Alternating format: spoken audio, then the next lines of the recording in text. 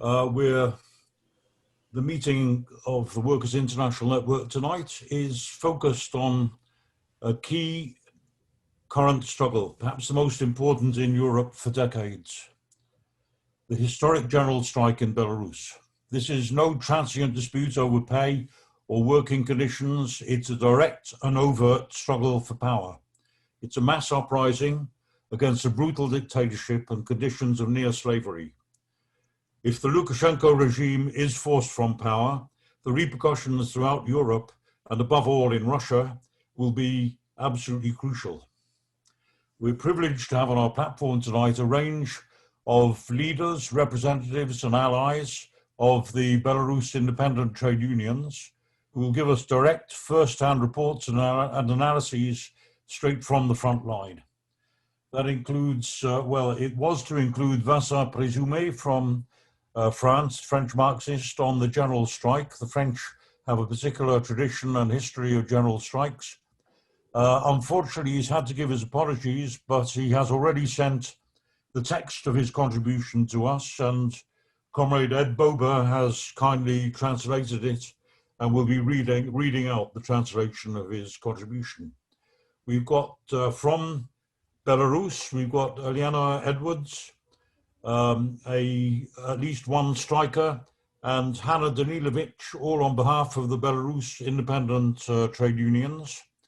We also have Comrade Wim Dekkers, a Netherlands trade unionist who's been long associated with the development of the independent Belarus unions. And we also have, of course, David Hempson, a South African Marxist and trade unionist who's been closely involved with solidarity work with the strike. Before we start, some announcements. First of all, as comrades will understand, we have to give the security of this meeting especially high priority. Please ensure, therefore, that your real identity is displayed, or if you have reasons to disguise it, that you are known to the comrades from the independent unions of Belarus. Second, I'm afraid that the timing for tonight has to be very strict. Every speaker on the platform will have to stick to a maximum, if they can, of 7 minutes each, plus translation time where necessary. This will allow just barely enough time for brief contributions from the floor, with priority given to comrades from Belarus and for questions. And of course, I don't like to interrupt comrades, because all the comrades who are speaking tonight have got absolutely vital information and analyses to offer us. But I will remind speakers after 5 minutes that the time is moving on. I'm particularly pleased to see tonight, and something which has been a feature of our Workers' International Network meetings, that we have such an international participation. I can see that there are comrades here now from at least 10 countries participating in this. That's very good, and it's a testament to the solidarity and the internationalism of WIN, and it's a really good tradition of our meetings. I'm going to call first on Ed, if he's ready, to give us the translation of the contribution from Comrade Vincent. Okay, thank you, Roger. So these are the words of Vincent, as Roger pointed out. The general strike is an essential weapon of war for the working class. Let's be clear, no general strike has ever extended to all sectors and all workplaces. The biggest in history were German. They are often overlooked, against the Kapp Putsch organized by the trade unions in 1920, and then spontaneously the strike of August 1923, which overthrew the Cuno government and represents the last serious attempt at revolution by the Communist International. In France, in May and June 1968, the CGT leadership managed to maintain electricity production even though there were 10 million workers on strike. The general character of a general strike does not consist simply of its mass, but of its political dimension. it poses the question of power, either by its existence, as was the case in May 1968, or in a more explicit manner through its stated goal, as in Belarus today. Its momentum sweeps up and brings into action all social layers, including the unemployed, the youth who often join the demonstrations, and the petty bourgeois. It affirms that one class, the working class, is capable of taking control of society's destiny. Fundamentally, that was what was meant by the statement of Alexander Irashuk, secretary of the BKDP of Belarus, in mid-August, during the eruption of mass strikes which made possible the continuation of the national and democratic movement in the face of terrible repression which had hit the masses from the evening of the rigged election result. He declared that a national general strike committee must be created to take control of the country in order to allow genuinely free and fair elections at all levels. But he said that whilst bringing to an end the first phase of the direct intervention of the Belarus working class, the stoppages in the country's big factories on the 11th, 12th and 13th of August. These mass strikes allowed the democracy movement to continue, with everyone participating in mass demonstrations on Sunday, women's marches, on Saturday, and pensioners' marches on Monday. But the mass of workers began work again after the first few days. They were unable to hold out over a longer period because of intimidation, threats over the continuation of their contracts, and very low salaries. But they have operated a go slow and collected funds to support the elected strike committee members, especially in the two big factories, tractors and cars in Minsk, and in the universities and health services in Minsk, at Hrodna, the Hrodna Azot factory, and in the mining center at Belaruski, where the strike committee is directly linked to the free trade union BKDP. The strike committee members have continued the strike on behalf of the whole workforce, and as a result have been regularly arrested and beaten up by the OMON, the police. This somewhat unusual situation has been called an Italian strike. It's clear, and the workers know, that in the long run it will be necessary actually to go back on strike. But in its political objectives and the level of mobilization in the workplaces and across the whole country, it is clearly a question of a general strike in the political sense of the term. It is very significant that more and more Belarusians are referring to the entirety of their movement as the general strike. That which the Ukrainians in 2013 called the Maidan, the Algerians called the Hirak, the Czechs and the Slovaks in 1968 called it the Spring, etc. The Belarus term is general strike, and that is what is exciting the workers in Russia as much as in Ukraine, Poland, Lithuania and Hungary. After the first phase in mid-August and the second phase, which was the long Italian strike, a third phase was opened by Sviatlana Tsikhanouskaya, who had won the election of the 9th of August, perhaps not at 80%, but certainly at 60%. This young woman is not a leading bourgeois politician. Apart from the demand for democracy in Belarus, she has no clear political position. The social component of her program has been influenced by the BKDP, the trade union. She's calling for trade union labour contracts for everyone. The economic component is created by liberal supporters of privatisation, and the two components are contradictory. She's not campaigned on this she's not campaigned on this program, but has presented herself in place of her imprisoned husband as a symbol of the desire for freedom. On the eve of the elections, fearing for her children, she fled the country. At that time, she was appealing against demonstrators and strikers and believed that she would no longer play a role. Then at the beginning of October, she herself took up the slogan for a general strike, and she called for a political general strike starting on the morning of Monday the 26th of October. And strikes erupted on a bigger scale, in fact paralysing the biggest factories and bringing shops and public transport to a halt. These struggles took place at the same time as the uprising of women against the outlawing of abortion in neighbouring Poland, which is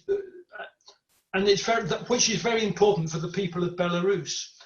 In this third phase, the comrades of the BKDP debated about the Italian-style strike and the French strike. Alexander Irashuk published an interview which was much more cautious and moderate than in August about the scope of mass strikes, sticking to the objective, which according to him is achievable, to drive out Lukashenko.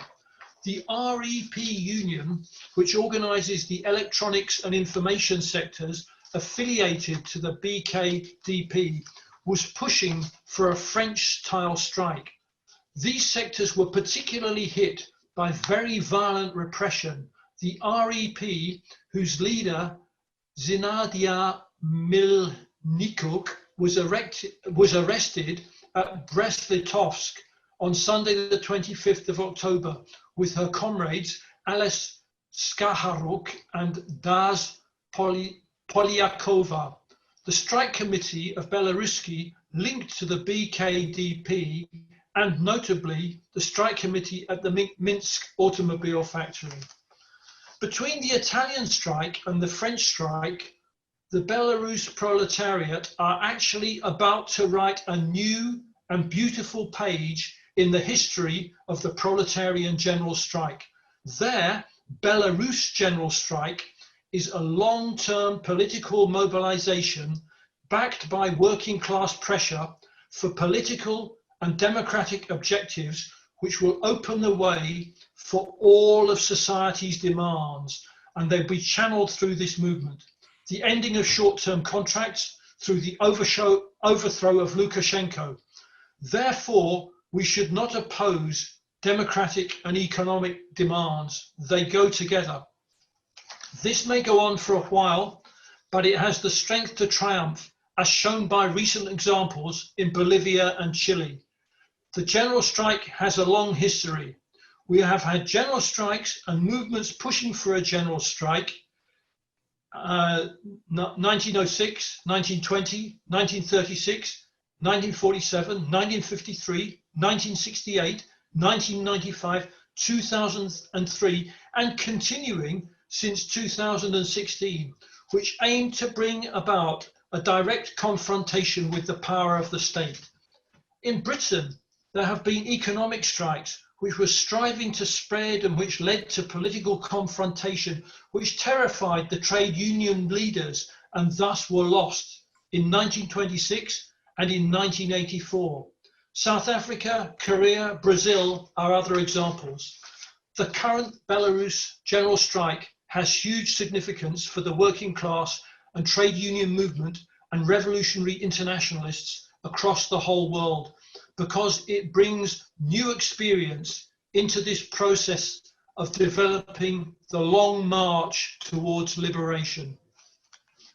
Very good. Thank you very much, Ed. And we will definitely pass our thanks to Vincent for a brilliant introduction. Aliena, are you ready now? Aliena, on behalf of the Belarus independent unions? Yes, thank you so much. And many thanks to Vincent to such comprehensive introduction, as always. Thank you, Roger. Thanks, Ed. and David. I have been given a message from the Belarusian Independent Trade Union. They are currently very busy with the strike, including Grodno Azot, and you've met Yuri and Lizaveta at previous meetings, and now, unfortunately, they cannot be present in person because they're very, very busy, absolutely off their feet with the strike, which is actually happening at Grodno Azot.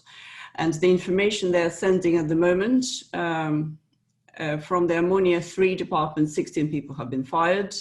19 people are under question mark. So far, they've taken sick leave, so they haven't been officially fired yet. Everyone who came to the checkpoints on the 26th of October, Monday, start of the strike, and those joining the strike are being fired. The way they do it, they are given basically 2 black marks, 2 days not turning up to work, and that's the reason to dismiss them. And the trade union will be filing a collective lawsuit within a month for all of the people.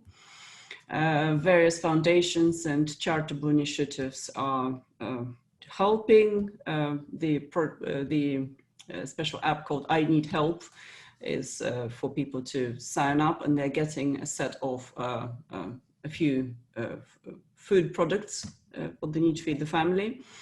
And there is a great support from the public. People are offering for those who were, for example, kicked out of their accommodation by the factory. People are offering accommodation for them, or to pay for their accommodation to rent somewhere. Students that had various loans for education also are being offered various help to continue or to pay off the loan. Other funds will be getting involved later. The worrying thing is that the management is gathering strike breakers. They're trying to scour all the other chemical enterprises and find some strike breakers to replace those in strike. And they already had a word with Naftan, but Naftan enterprise, another chemical plant, very important, linked to Grodno Azot, has independent, strong trade union, and no strike breakers were found there. However, in Homil and Mohilov, there are other chemical enterprises, and various workers were found there to come to Grodno Azot on false pretenses sometimes. Sometimes they are promised some kind of training, sometimes it's called a business trip, but the purpose is to replace the striking workers. So that's a big worry and a big concern, because of course officially the authorities are saying that there is no strike in Belarus. Everyone is turning up for work and all the enterprises are working as usual. And just a few examples of what was happening, and I will cite from the Belarusian Independent Trade Union letter, which I'm sure you might receive in due course from colleagues and employees of Grodno Azot, called for solidarity. They're asking other employees not to go on the business trip, not to replace their employees as strike breakers, not to reach such proposals. So once on Monday the strike was announced nationwide, the workers came to the checkpoint to protest against the violations of their electoral rights. And already they were awaited by several prisoner transport vehicles and the riot policemen in full ammunition. And the riot policemen were using batons, were kicking them and swearing at them, using expletives to force the workers to give up their legal right to strike and to drive them with batons to work like slaves. And they were calling them slaves, actually, it's all on the video. At least 32 workers, members of the Belarusian Independent Trade Union were taken to the local police station. Then there was further humiliation, intimidation. People who supported them, list of names here, were thrown behind bars and fired. So it's riot police at the checkpoint to the factory, work at gunpoint, threats of dismissal, fines, imprisonments, compensation. The workers were asked to compensate for damage from stopping production. So that's the reality in which the employees of Grodno Azot are living now. And the plant administration was unable to staff the next night shift, and other workers began to announce that they will join the strike.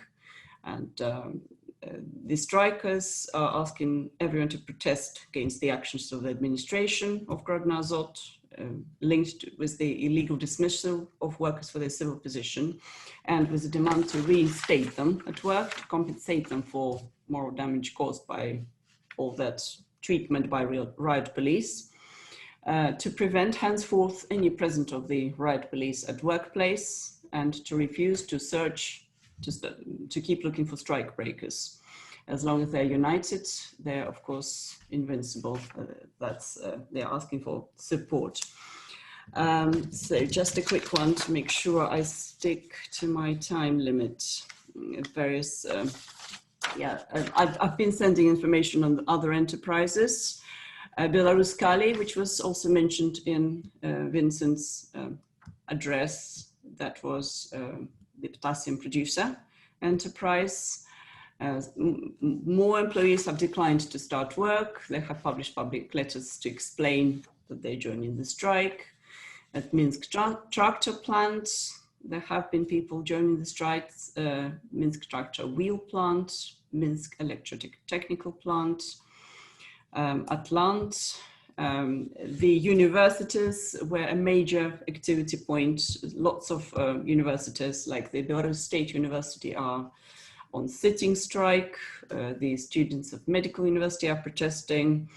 There are solidarity rallies across other companies, and the riot police turns up to disperse the solidarity chains. Various other ones I haven't mentioned yet. Grodno, another one, Himvoloklo, another chemical plant. So various enterprises, universities, the Minsk University of Foreign Languages, all of the students went on strike, and one of the leading, several teachers were dismissed. It's interesting that students were not officially fired, but they are trying to dismiss the best teachers. One of them, it's particularly egregious. She's the best specialist in teaching Italian in the country. And Natalia Dulina, and a lot of people has rallied to her support because it's just incredible. You know, they're firing the best. And really, in the meritocracy countries, people like her would have been, you know, in the position of the Minister for Education. But no one needs people who are using their heads to think. Everyone just needs obedient people in control of education. So yeah, lots more dismissals across other factories. Lots of news from Belarus Kali, and day by day what's happening, and a lot of issues about the safety, health and safety for the miners. One interesting point, the stats on the life expectancy of miners hasn't been published since the 1990s. And then it was 49 years only. And it hasn't improved since then, but people are just not seeing the stats. That's the problem. That's the average life expectancy because of the risk and the working conditions. So just a few very quick words on today's march. Today's march was called March Against the Terror and March of Memory, because today in Belarus they celebrate it's called Dadi, and it's like the Ancestors' Day, honoring the ancestors and asking for their help and support. And people marched through Minsk to Kurapati forest graves on the outskirts of Minsk. What happened at that site? Anywhere from at least 30,000 people to up to 100,000 people were shot by NKVD back in Stalin's times. And it's still, people still use that place as a place to gather and to honor those who are actually perished, fighting for many things which are still important for people to fight. And yeah, the riot police unfortunately followed people throughout the town, dispersed several columns so that they couldn't join up in the one big column. And people are saying that there were at least as many people as were coming out for previous marches. But it was very difficult to gather them all in one place because many places were fenced off. There was, again, the stun grenades were used. There were rounds fired in the air, fired at the crowd. Various other bits of military machinery and intimidation were used.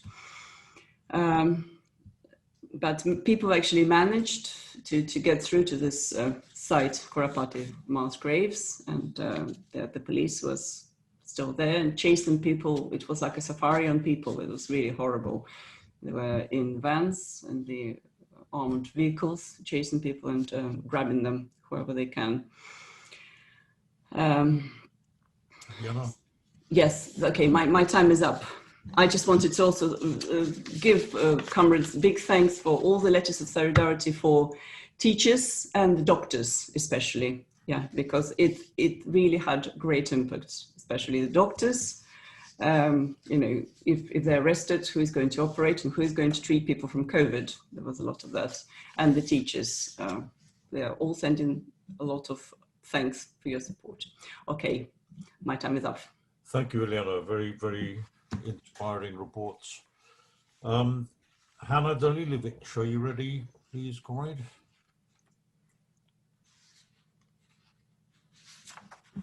Hannah?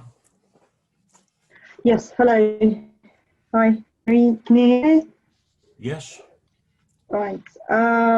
Okay, well, I would absolutely second what Elena says, and I was asked to comment on what the legal implications of the suppression of the workers and why it's all happening. Well, actually there has been rather a long history of worker suppression in Belarus, and the first major attack on workers' rights was in 1999, when the probably most infamous in Belarusian history, the decree number 29 was introduced.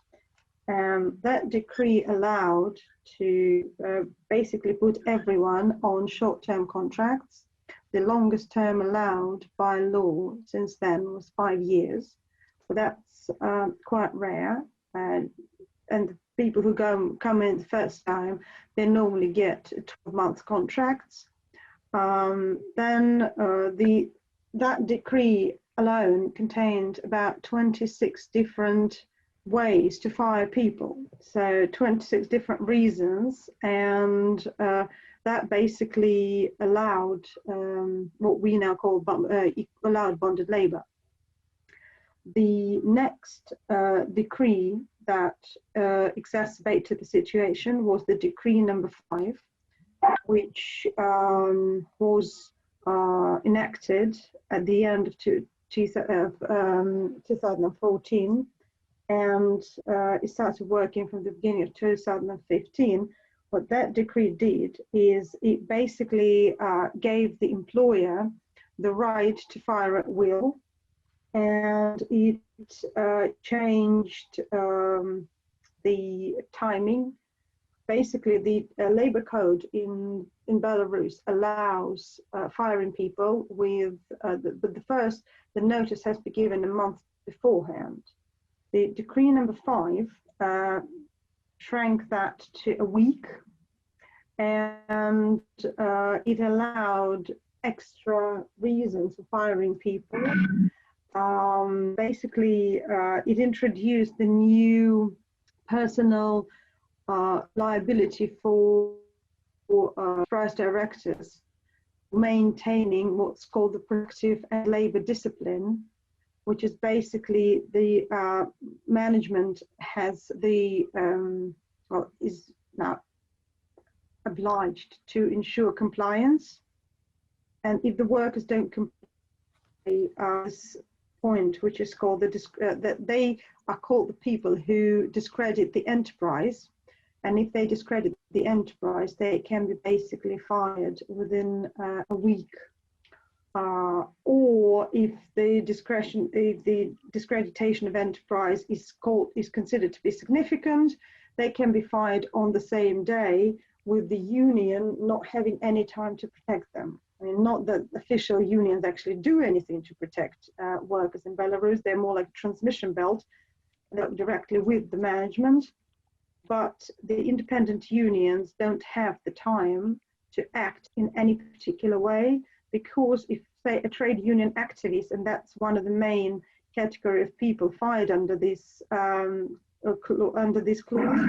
if they fire a person on the same day, you just don't have the time to actually put in a complaint or to understand why. So the usual way to persecute workers, to threaten workers with dismissal, was that trade union activists are normally given short-term 12-month contract according to the decree number 29, and then they could have been terminated in a day according to decree number 5. That's gone even worse, because this year, starting from the 29th of January, the main statements of these two decrees were included in the labor code. So the labor code was amended, and right now it's basically allows employer almost unlimited powers with relation to its workforce. And the last but not the least in the whole system is the most recent decree, which is a decree number 143, which was introduced, as it was claimed, due to COVID-19. But the thing is, one of the interesting things about that one is that it allows basically transferring people from one enterprise to another, and that was put in the labor code as well. And the that decree number 143, it also to change working conditions with the note period 1 day.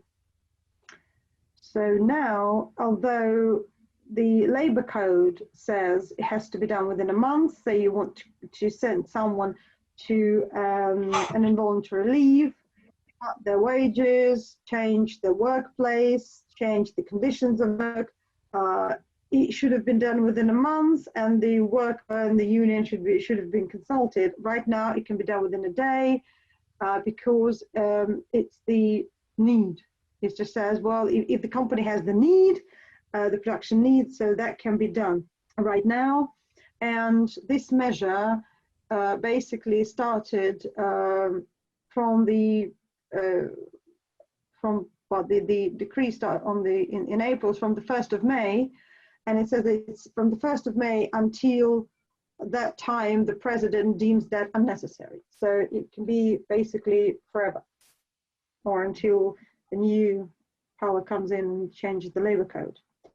I'm not sure if I have time to elaborate on the decree on social parasites, but if there are questions, I mean, you probably read that in the notes that we made with David. So that's the legal base for the appalling situation with workers' rights that exists in Belarus. As for the strikes, well, the labor code, the article 377 of the labor code states that a strike is defined as stopping the work to resolve a labor dispute. So basically, if anything is considered not to be a labor dispute, when people stop working, it's not considered a strike by the law. And then the person can be fired for not showing up for work. And in Belarus, if a person doesn't show up for work for 3 hours in 1 day, that's the reason for firing. So that's the Belarusian workers by law do not have the right for political strike. So that's basically the legal base. Obviously, right now the strike is happening, and the Republican Union of Radio Electronics Industry, which I represent in the UK, is actively involved in helping people. Most of our activists were the first to go at the enterprises, and right now the union is fighting to get them reinstated and to provide help and assistance to those who really need it. So the union has done a lot of work on trying to organize strike committees, and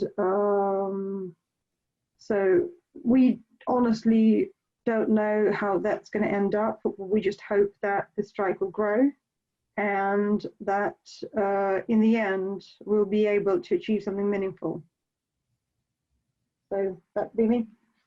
Thank you for listening. Thank you very much, Anna. Comrade Wim from Netherlands, who, as I say, has been had a long association with the struggle in Belarus. Are you ready, comrade? You need to unmute yourself. Huh? Hello. Oh. As you see, I am Wim Dekkers. I am first in this sort of meeting. I had a contact with David, and it was very interesting in the work that you all do for Belarus. For myself, from 2006 till 2017, I was involved with the Belarusian trade union, independent trade union. I work close together with the BKDP.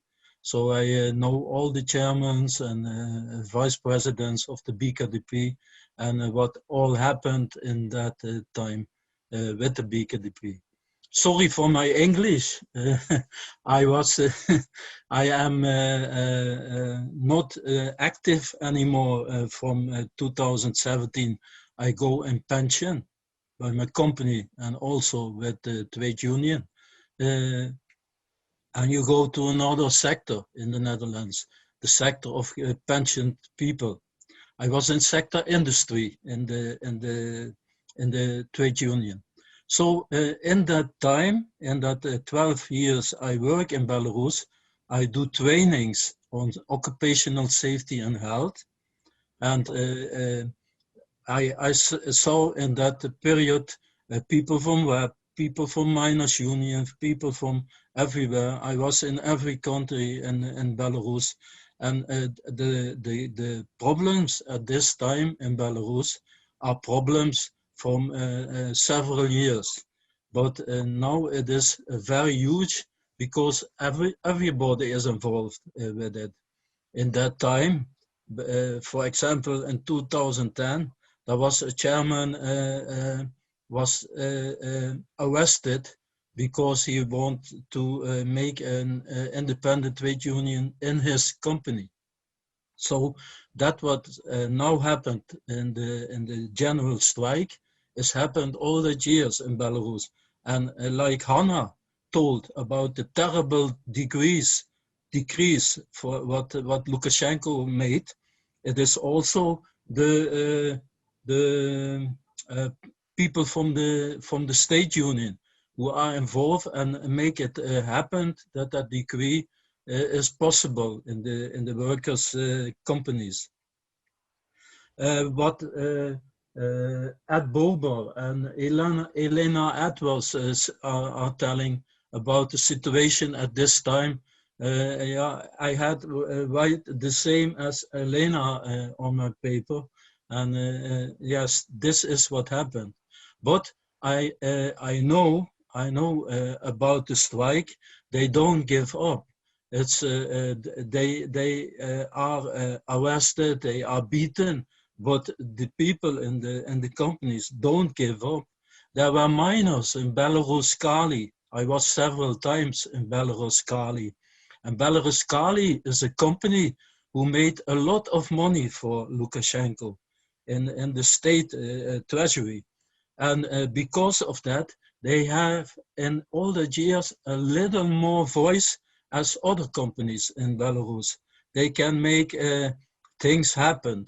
And that is, we work closely together with Belarus Kali and all the independent trade unionists, and we give training there. And that is what they say. We don't give up. And so I want to tell a little about what they need there. They need the support to make an end of on the time of Lukashenko, and also they want to make a stronger union after that. As all the people say, if you are not doing what Lukashenko is willing, then you are fired or you're busted or you are in jail. But if Lukashenko is not anymore in Belarus, then they can work together closely with the friends in the other trade unions and give training to the people and make a better trade union organization in Belarus. So I was more than 10 years trying to do that on occupational safety and health, and we have make little better things, so they get better protecting goods and so in that time, and the organization was stronger and stronger after that time. So a little time we have to do good things in Belarus, but then this starts at this moment. But as I say, from the 90s, this struggle is going on, and now it's a big explosion, and we must be solidar with them, and we must help them. So I know from the ITUC, where I was in a Belarus country meeting, they tell the same, and Alexander Yarchak and all the chairman of they try to make a better organization in Belarus by specialists from other trade unions. So yeah, that is maybe there are questions, but that is what I first want to say. Thank you. Oh, thank you, Win. Right, David, are you ready? Yes. David Simpson, who we all know. I apologize for not exactly being well illuminated, but I hope I'm up here and there are not too many background noises. You know, anyway, I'm in a state of movement from place A to place B. I want to thank Vincent for a marvelous introduction, for Elena for quite a comprehensive chronicling of what's happened in some of the major places of employment in Belarus, for Hannah for a meticulous attention to the legal issues, which are unbelievably a code of for labor which is unparalleled in my experience, and I've seen some pretty nasty examples in Southern Africa under apartheid. And for Wim for giving us a very clear understanding of the work in which he's done, and a marvelous spirit of resistance and optimism that the workers in Belarus will actually make a better future. These are really great contributions that we've had, and maybe we'll be addressing more of the questions. So I don't want to touch on every single thing, but I just want to draw some points together. As Vincent suggested and was said, you know, there's a democratic and a national struggle taking place in Belarus. The democratic side of it is absolutely clear when we see a dictator, quote unquote, the last dictator in Europe, standing against the people, without a party, appointing every single person of any importance within the state himself, insisting on personal loyalty, and arresting, detaining, and disappearing people who do not obey his orders. And then I think from Hannah and the demonstration today, we know that the Belarusian people have a national issue, that they are struggling to be able to expand their idea of nationality in this sense as an oppressed nation. When we hear that possibly 30,000, possibly 100,000 were shot by the secret police, and we haven't even mentioned the atrocities, by the Nazis and by the German army during the war. These are people that have come through hell and are trying to make a better future. And I think that must be a common understanding. Now we see that a leader who's who's claiming to speak for the people is standing entirely against the course of history. And our title of this discussion is the end of Lukashenko, the eclipse of Lukashenko, and we can see it's actually happening. When a leader has to go to the prisons to try and negotiate with people who are prisoners and to try and carry something from that discussion out into the open and to declare a victory of some kind, and he finally couldn't say anything, then you realize just how isolated he is.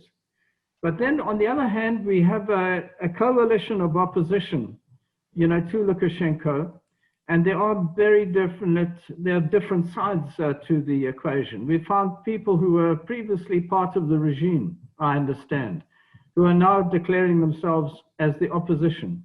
People who are released from prison who are now siding with the coalition. And in one sense, this is marvelous. The whole of society is turning against Lukashenko. At another side, we have to look to see how are the elementary demands of the working class, to be carried forward. We've heard the most terrible examples of the short-term contracts, how the conditions of workers have been worsened month after month, and now under the COVID conditions and the like. Where in the world are workers employed, all workers employed on short-term contracts, as we hear, taking place?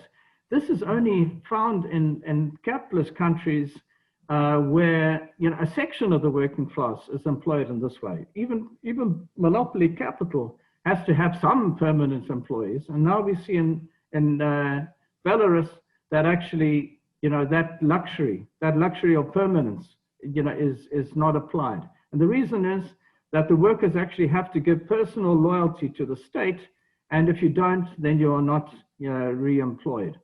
And we've heard the most disgraceful conduct by official unions. As Wim mentioned, none of these decrees would be able to be carried out if it were not for these large mass membership of the official unions, and an arm of the state which is right in the factory.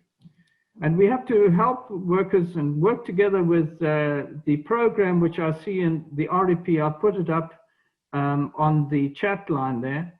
I've now read the 32 demands that REP has put forward for the workers, very moderate in a sense. I mean, the workers who use the language, we want to be conscientious workers. We are not asking for things for free.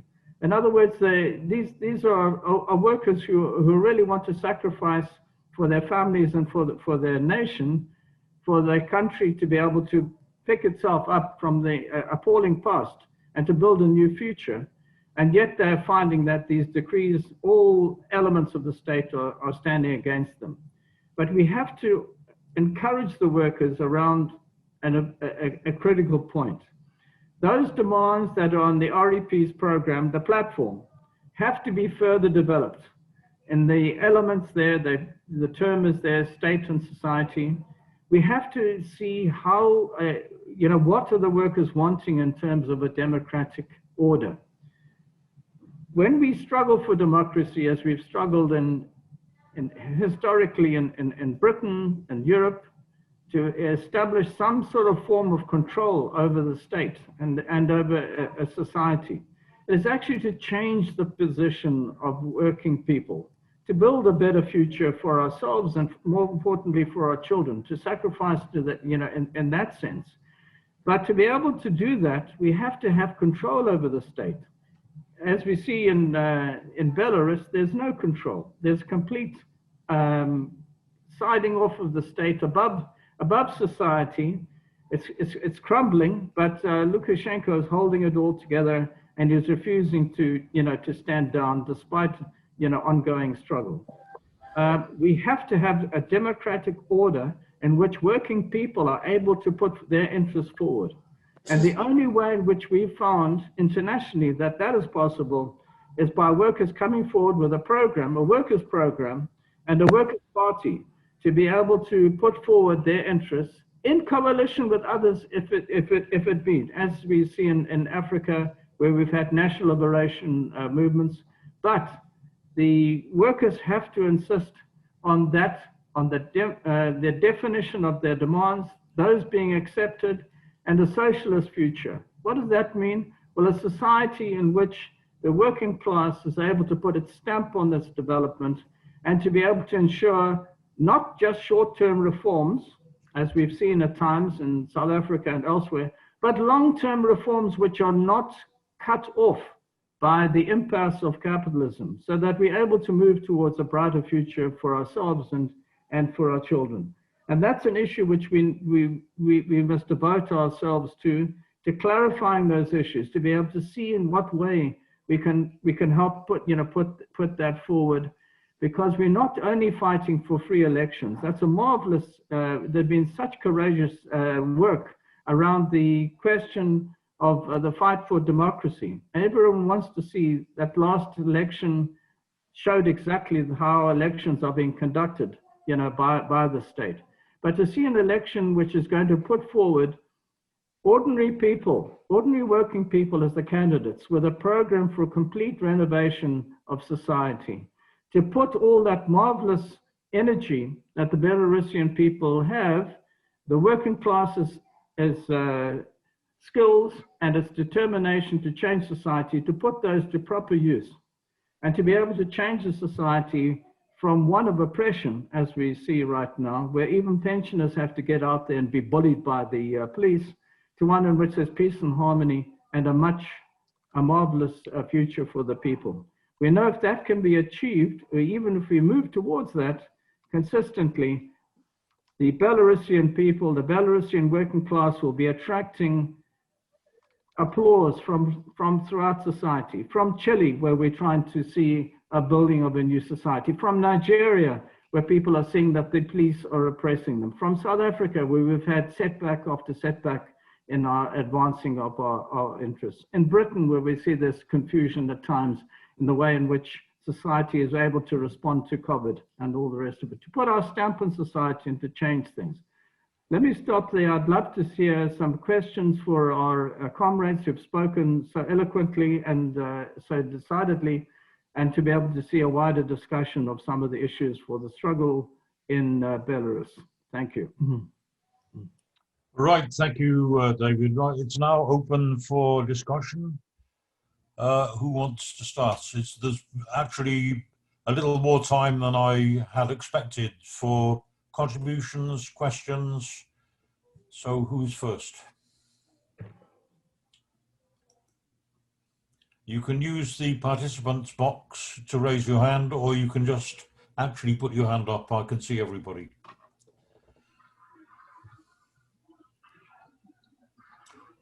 Okay, I'll kick off. I've got one quick question.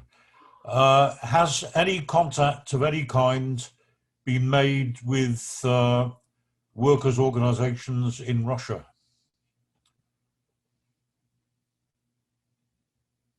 If anybody can answer that now. Yeah, I think I can try. The problem with workers' organizations in Russia is that we see the same situation as we see in Belarus. The majority of them, they are all more or less united within the official trade union federations, both industrial and then a general trade union federation, which makes them absolutely compliant.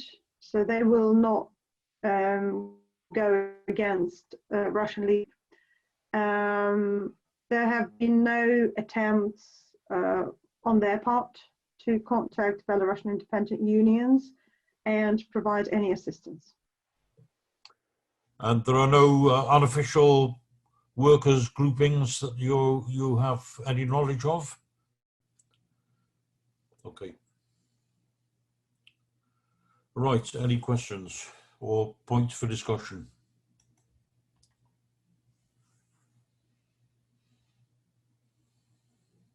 Nobody has put their hands up. Roger? Yes. Sorry, I'm in such darkness here, maybe my hand doesn't show. Oh, okay, all right. Look, could I put a question to them? Often trade union work is a matter of detail. I mean, health and safety doesn't sound like the basis on which you ordinarily can organize trade unions. But I wonder if you can expand on the conditions that you experienced and how you acted there in support of workers' safety. I think it was Elena, you mentioned something that a miner's life expectancy is 49 years old, 49 years rather. And, in other words, we're dealing with a very cruel system, which is cutting down, people in the prime of their life. And, how are workers able to, to fight against that and health and safety become a key political issue, which has to be addressed. And, to Hannah, it does seem as though at the turn of, the question is this, at the turn of the situation in 1999, or possibly even earlier in 1990, with the political revolution and change in Russia and throughout Eastern Europe, it seemed as though there was a shift in the situation and the concession was made to have the right to strike at one time. Has that been formally withdrawn? I think that the state actually agreed to, with the ILO, that there would be such a right to strike. Or has it been whittled away, cut away by decree after decree, which makes the original acceptance of the right to strike completely meaningless? Let me stop there. Wim, Hannah, Elena? Who wants to go first, guys? I mean, I can do on the... Go on, Hannah, right. yeah. Yeah, to elaborate on the strikes, basically, yes, Belarus ratified International Pact on Economic, Social and Cultural Rights as far along as 1973. So it was basically when it was a part of the Soviet Union. And technically, it must provide the right to strike. However, and the Belarus ratified Convention number 87 of the International Labour Organization on the freedom of organization and the defense of the right for organization. But the thing is, it was whittled away. Right now, we have the Labour Code, which is the probably most oppressive code in the world. And according to the article number 377 of that Labour Code, the strike is basically a collective labor dispute.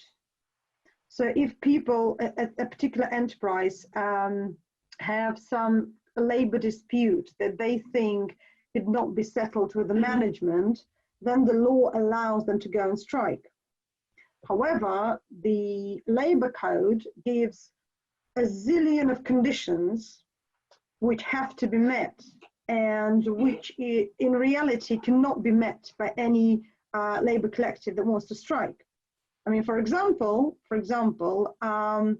if the labor collective of any enterprise or organization wants to have a strike, it has to have a conference of workers or a meeting of workers about at least 2 weeks prior to that, and it has to be at the premises, and the employer needs to provide those premises, but it's up to the discretion of the employer. So if they don't want to provide, they don't have to.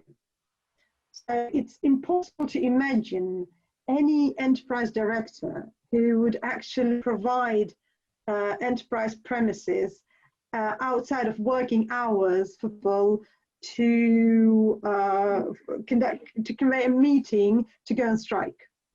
Everything else, according to the labor code, if a matter doesn't fall under a collective labor dispute label, then the strike is not allowed, and the time the person spends striking is considered to be as missing work for insignificant reasons, which alone is a reason for a layoff. And you only need 3 hours to be absent at your workplace for no significant reason to be to get basically to be black marked for being laid off. So we have a dilemma whereby the Constitution technically says, yes, there is a right for association. However, the Labour Code shrinks that. And the Presidential Decree number 5, which is basically it places a personal responsibility on top managers, on enterprise directors, to prevent that kind of situation. So technically, as we say, so the Belarus ticked the box. It ratified conventions.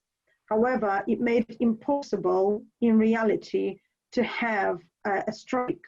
So people don't have the right for political strikes in Belarus. If I can add just a couple of facts, it's all the devil's in the details. Sometimes workers could be on the territory of the factory. They could be refusing to work or working following the protocol, standing by their machine, working very slow, doing Italian strike. Still, the administration will find the reason to lay them off for not turning up for work. Find the 3 hours. Or they could be detained. They could be in the police station. They could be held in the temporary detention facility. Everyone knows where they are. Everyone knows that they are not there because of their own volition. Or they could be on sick leave in hospital, and they could be still sacked for not turning up for work. Everyone knows what's happening with them. It's all, very, very obvious. Or like some of the students and teachers was another egregious case when someone was being operated on, and they actually in the theater under the knife, and then the order of their dismissal arrived. They were told they were sacked. Egregious things like that. Yeah, to elaborate slightly a bit more, the decree number 5 basically says that the employer has the right to dismiss a worker for any action or inaction that leads to the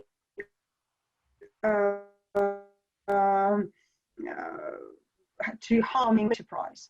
So even if a person is in the premises and is participating in the Italian strike, that can be classified as inaction, which leads to potentially damaging the enterprise or giving a material damage to the enterprise, which is larger than I think 3 monthly wages of that person. Considering how low the wages are at most of the industrial enterprises, that gives a legal reason for an employer to terminate the worker. Thank you. Wim?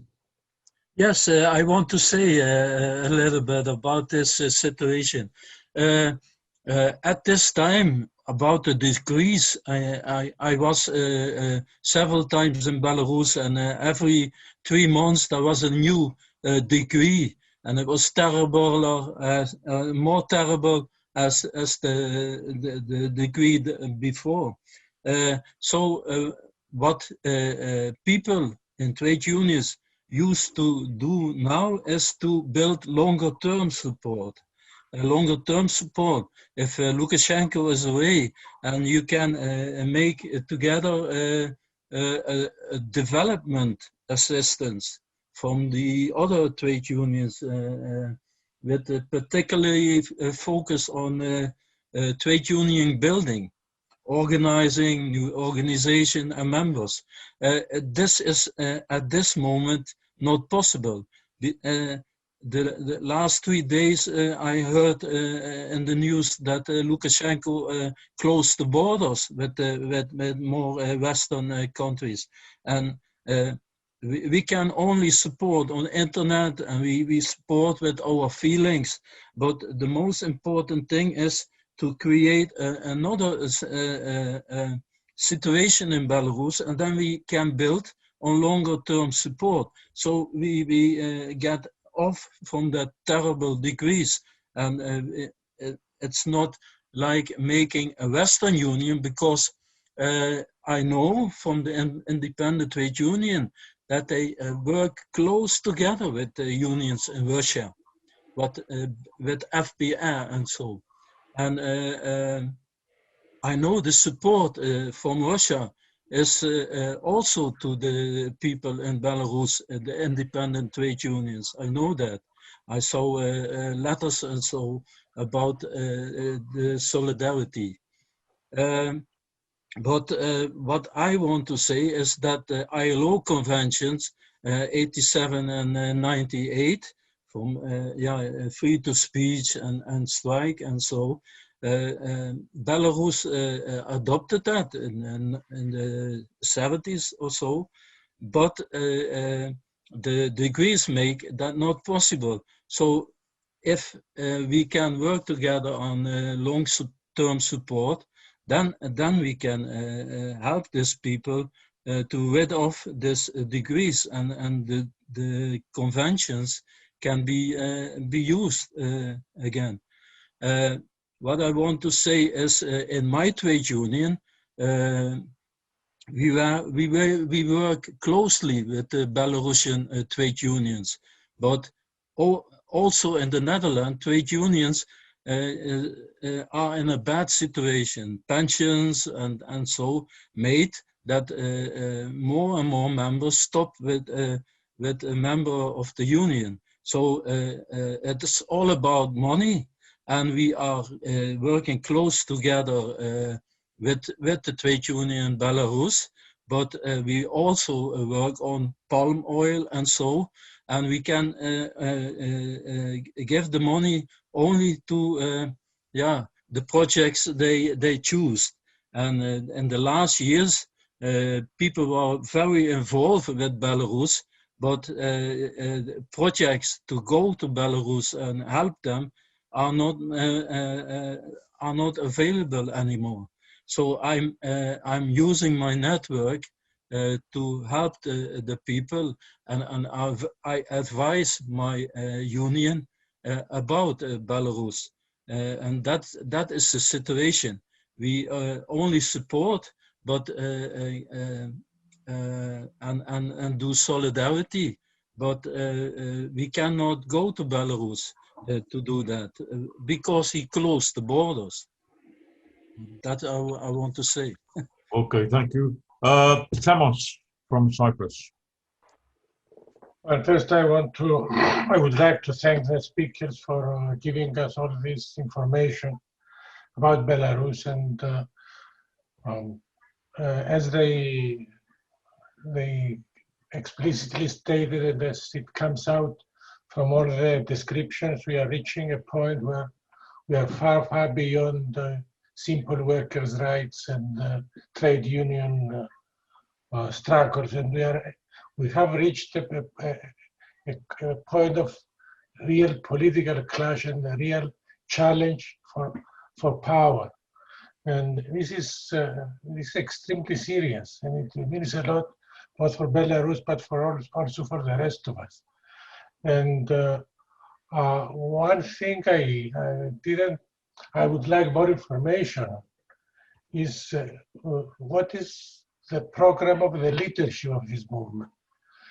What is the leadership of this movement? What is the nature of the leadership? because I mean, I think that the workers have done their bit and they are doing their bit every day, and they are fighting a tremendous struggle. And I'm not sure whether the international community is doing its bit to help them.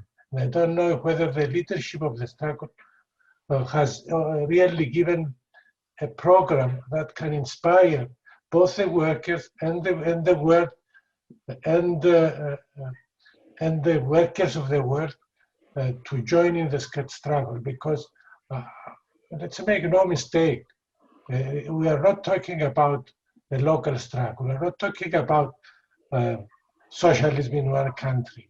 We're not talking about a country making it alone. Whatever happens there affects the rest of us, and what we do affects Belarus.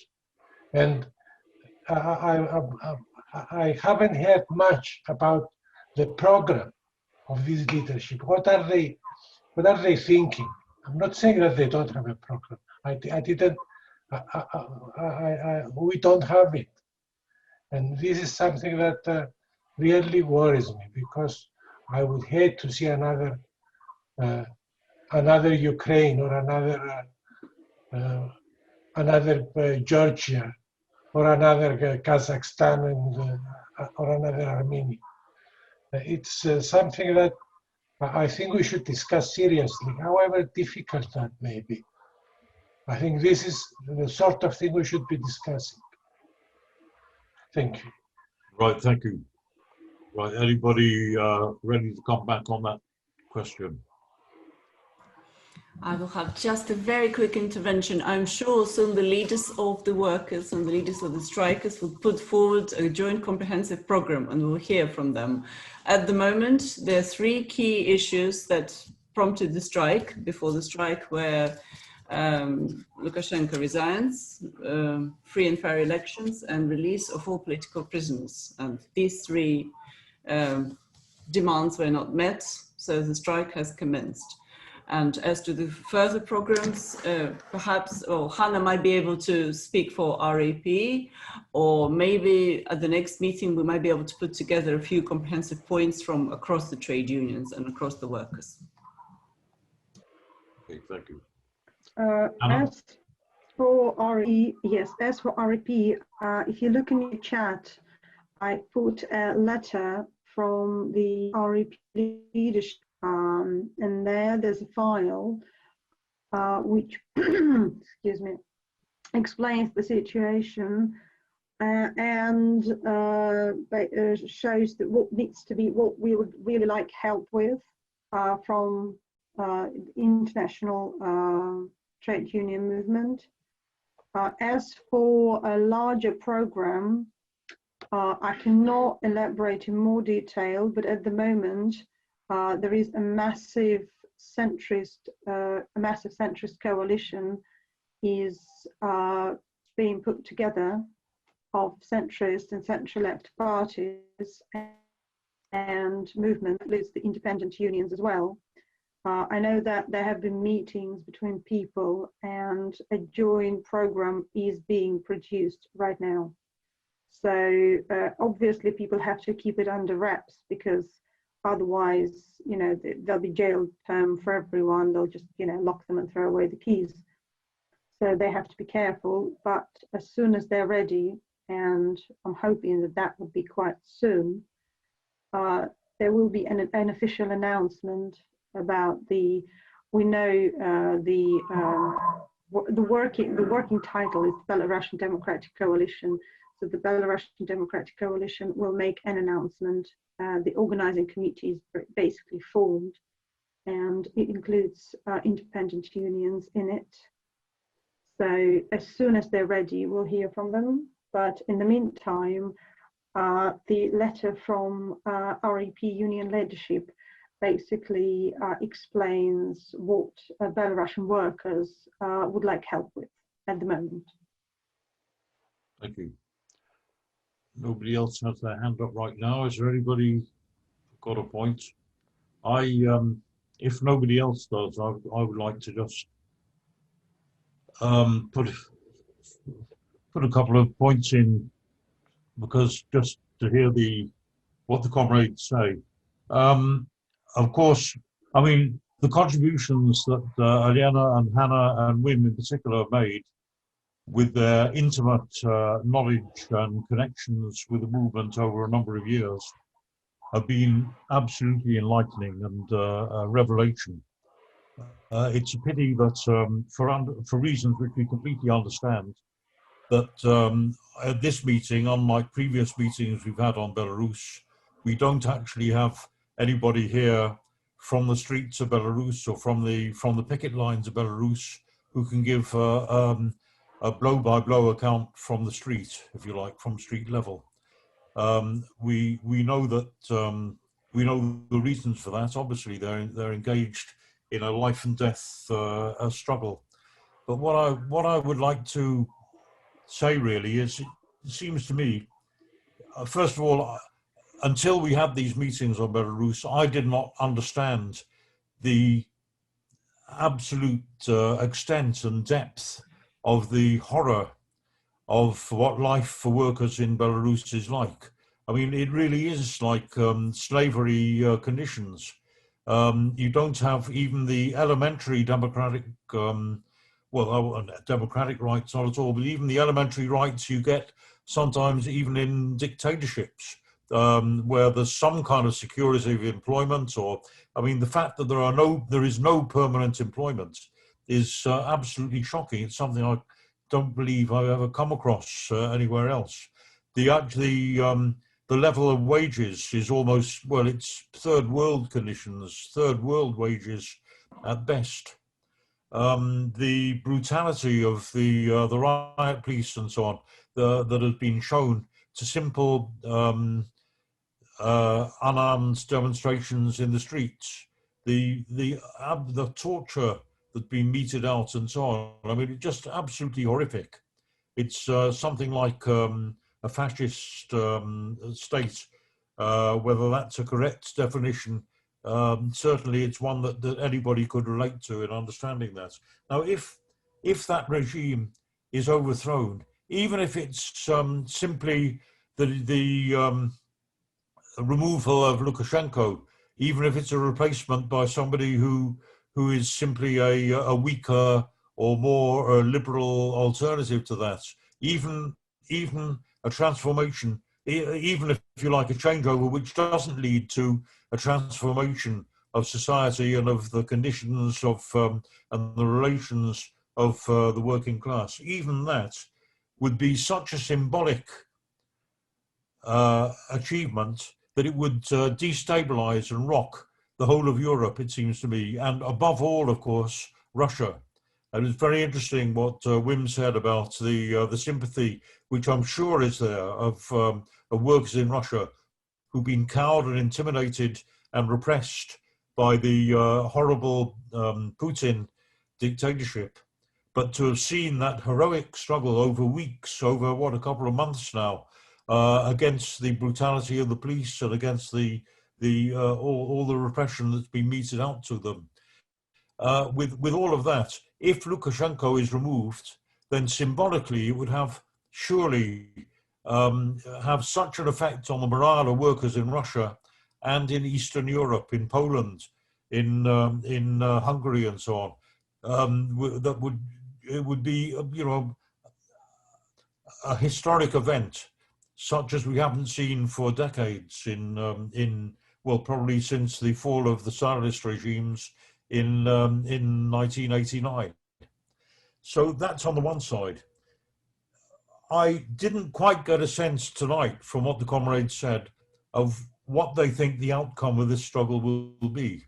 Is there a possibility that because of the repression that's been meted out, that the movement could become just exhausted and drained? Is there any chance that Lukashenko could stabilize his rule once again? And if so, how demoralizing would that be? How long, how deep would that set the movement back? In other words, what do comrades think is the outcome?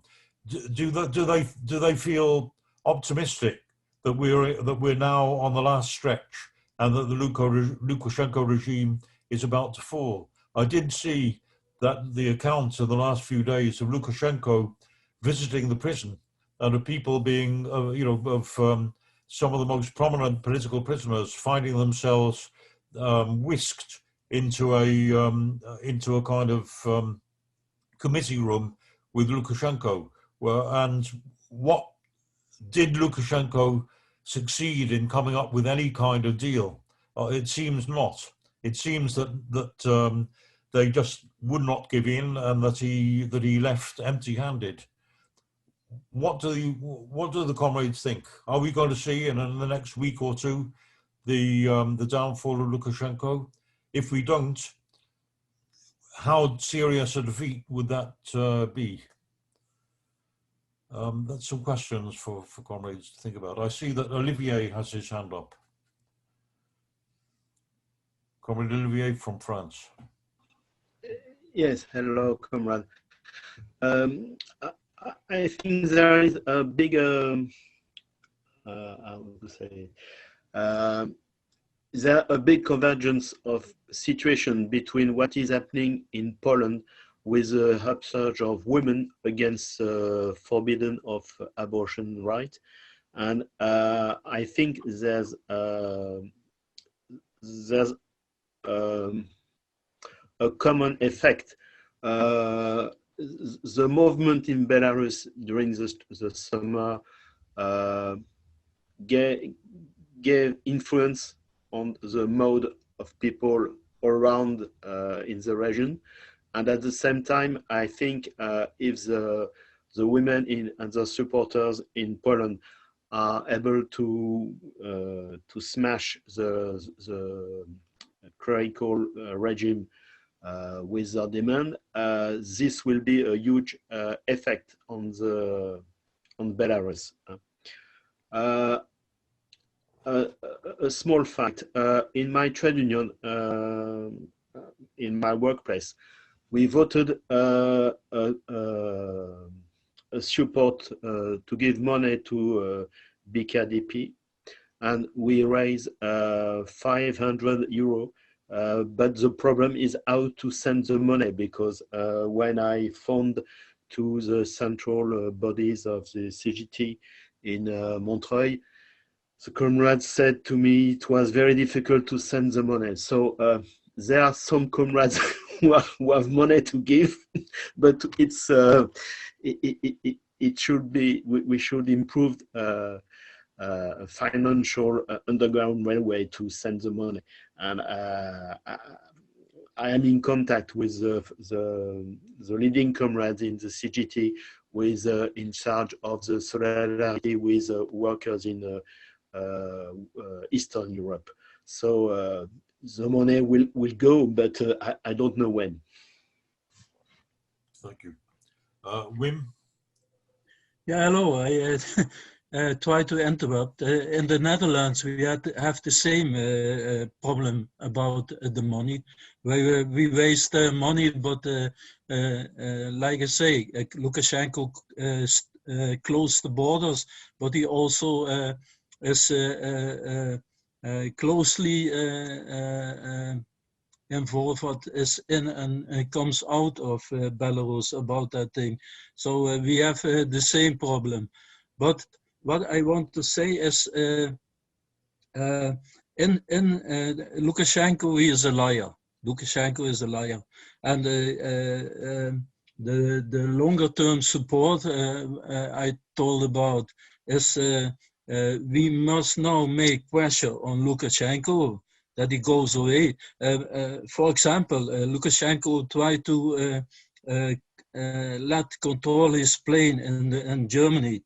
And German trade unions say, no, we don't repair the plane of Lukashenko.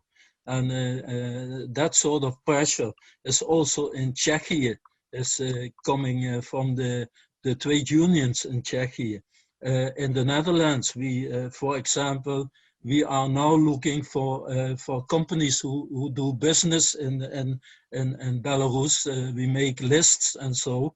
and we talk to our comrades in the Netherlands who work with that companies, so they can make pressure on the company do not do business in Belarus.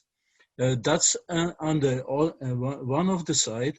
For the other side, the people in Belarus must earn money, and we must not bring that people in danger so they have nothing.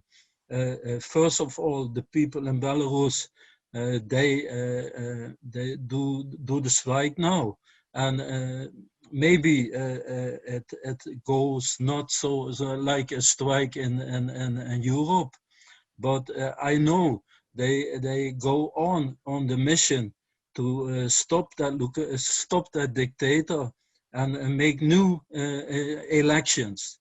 I know that. So the pressure from the Europe and the unions worldwide must make pressure on companies who do business in Belarus, and otherwise we must have a close contact to participants in Belarus, because when we involved in Belarus and say you must do this and that is not working. The people in Belarus must say, can you help us with that problem? And then we can work on it in the Western side and Europe and so. So that is a strategy what works.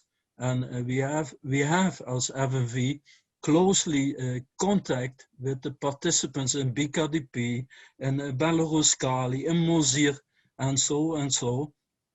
But how it works, the people in Belarus must say that, because otherwise Lukashenko said it is a Western invention, and that is not good to do that. Okay. Thank you. Joe from Ireland. Can you hear me there? Yes. Okay. Yeah, just a couple of points. The first one I wanted to put to you was that I'm not sure, it might be over-optimistic to expect that workers in the Soviet Union, well, it's not Soviet Union, Russia now, would be supporting the revolt in Belarus, because the media in Russia would be portraying the revolt in a similar way to the way it would portray the revolt in the Ukraine. There would be images of fascists waving flags. There would be images of guys in suits who would be, the Russian people would be told, these guys are on the verge of bringing neoliberalism to Belarus. They've got no solutions. There would be a slant on all official TV, all official radio broadcasts. All the interviews would be rigged. So we're relying on the independent unions in Russia. Now, I'm not, this is where my ignorance comes into play. I am not au fait with to what extent or how extensive they are, but I would have a suspicion that they would be very, very weak, because equally they would be in great fear of repression and at a very embryonic stage inside the Soviet Union, inside Russia. So I would be very, well, I wouldn't be optimistic that if there was a transfer of power in Belarus, that initially there would be great support in Russia for that. As the word got out, if that revolution and that transfer of power, if it resulted in an increase in power for workers and a charter of workers' rights, and the conditions for workers had changed, and there was that could be clearly seen, and I think it would have a huge knock-on effect inside Russia. But initially, portrayal of the revolt right now in Russia, I would imagine, I could be correct on this, but I would imagine that the portrayal of the revolt in Belarus would be more or less the same as the way the communist parties inside Western Europe are portraying it, which is it's a fundamentally a reactionary development. Another point I'd like to discuss, and I'm sure it's possibly been made already, I know that David spoke about it there recently, which is that in relation to the formulation of a program by the alternative coalition, if the independent trade unions are just an adjunct onto that, if they're not central to that, and if they don't somehow manage to place the need for immediate and abolition of the labour code, the repressive labour code, if that's not central to the programme, then it's hard to see how workers in the state unions, who probably would be in fear of their livelihoods and for their families, they have to make a decision whether they're prepared to risk everything for a government that says we want democracy, we want new elections. If they don't feel that arising from this labour code that they hate so much and that they experience as a whip on their back, they have to they have to believe that this labour code can be abolished and be replaced by something which is going to give them a stake, an immediate stake. And I'll just finish on this. Anywhere in the world where the workforce and where the workers' parties have been told, and those groups that represent workers' interests, anywhere in the world where they've been told, you guys must wait, we'll get the rest sorted first, we'll get the election sorted, we'll get a new team in place, we get a new regime that's going to take a little bit of time for rebuilding the nation, about unity amongst all the peoples. You guys just have to wait and we will come to that. What actually happens is that waiting and waiting, and it doesn't actually happen, and the energy that was generated by the revolution or transferred power somehow just dissipates, and they'll get disillusioned and so on. And then just to finally finish on Roger's point in relation to what's going to happen the next 2 weeks, yeah, it either is going to peter out as in fizzle out, because that crunch point of whether the regime is overthrown or not, that will either come, it'll either be resolved, or it will just not be resolved, because enough people are not able to apply the pressure. And I'll just finish on the question then, in relation to that, given that the workers are under such pressure and there's so much fear there on the basis of this regime, and I know that fear we can counter pose the issue of the courageous the courage shown by the people of Belarus in relation to demonstrations and strike action. But nevertheless, as the longer it goes on, more doubt starts to creep in maybe as well. Students, is there a possibility of students, even from 15, 16 up to 20, 21, is there any way that enough of them can just literally walk off the college campuses and say, there's no future, we don't support this regime, and maybe give confidence to all those who are fighting that they're carrying the struggle as much as those who are striking? Okay, Ed? Yeah, thank you. I think just partly in response to what Joe's just been saying, I think that this is a very new movement in Belarus, a very mixed movement. As people come into activity for the first time, ideas develop quickly. I think some of the character of, people are asking what's the program of the movement, what's the policy of the movement.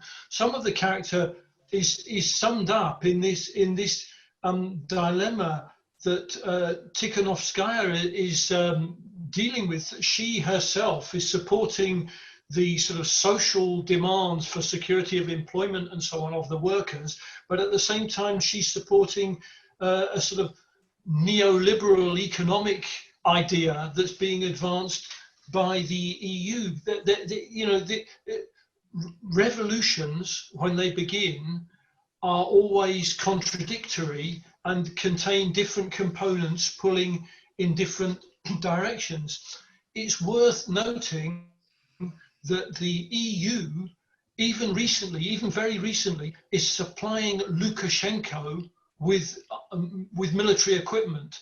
So anyone in Belarus who believes that the EU is a friend of their struggle is actually needs to take into account some of the priorities of the EU when it comes to who they do business with.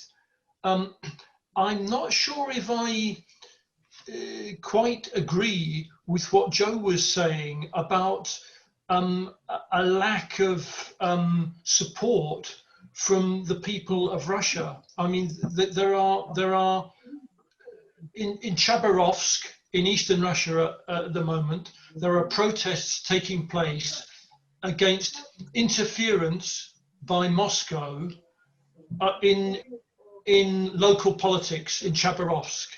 In Kyrgyzstan, there are protests including crowds breaking into the parliament building because the allegation there is that an election has been rigged with voter buying and voter intimidation. So there are many features in some of the other parts of former Soviet Union that would suggest that people will identify with what's going on in Belarus. And if you follow what's going on in Poland, there are, in virtually every major town and city in Poland, there are kind of shrines or monuments in the town centre to the struggle of the people of Belarus. So I think, you know, it would be, to me, it would be very surprising if that kind of sentiment that exists in most of the countries near and surrounding in a similar geopolitical position to Belarus, it would be very surprising if some of that atmosphere was not also reflected in the attitude of the Russian people themselves. I'm also reluctant to agree with the suggestion of Joe that this is, in the short term, is either going to peter out or it's going to turn into something more spectacular. One of the features of the current situation globally, and we've seen it with the Gilets jaunes movement in France, which started 2 years ago, is that you have a grassroots movement starting from nothing, with no leadership, no program, just an idea that they want change and things have got to change because the situation is intolerable. And it doesn't win, but neither do the authorities win to clamp down on it and suppress its impetus, and certainly the authorities do not succeed in completely destroying the new hope and the new political ideas that have begun to grow within the population as a result of those first initiatives. I think this kind of semi-stalemate that exists in a number of countries, I mean, Sudan and Algeria in Africa, it's quite a similar situation as well, where you could say a revolution began, but a revolution hasn't finished.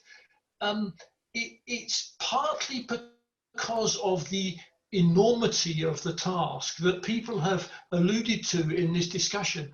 No country like Belarus can have a revolution on its own that is successful. If you had a revolution in Belarus alone, it would very soon become prey to the temptations of going in with the EU, getting support from the EU, and being forced, as Poland was a couple of decades ago, to adopt neoliberal policies, which have led to a huge increase in the difference between rich and poor, an increase in child poverty, insecurity of employment. You know, that would be the outcome if the Belarusian revolution simply accepted a program of support from the EU, and that will be a temptation amongst some of the leaders who want a short way out. But it certainly won't be part of the instinctive gut feelings of the workers who are on strike, trying to achieve secure employment and trying to achieve better working conditions for themselves and for their children. So there's a kind of stalemate because the task is so enormous, because the task involves spreading the revolution, changing the revolution from a national democratic revolution to an international socialist revolution. And that kind of maturation of the consciousness of a movement like this doesn't happen overnight, but it doesn't necessarily mean that the Lukashenko regime has got the power to really reassert the control that it would have had before August. Right. We're drawing towards the end of the meeting. I know that Hannah, Eliana, and I think David still want to come in. Are there any other comrades with a quick point or question before I call them? Okay, Hannah, please.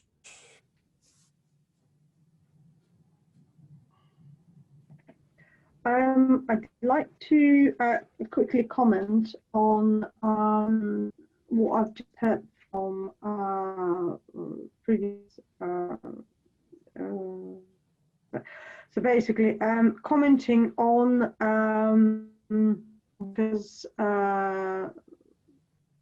commenting on things like right now.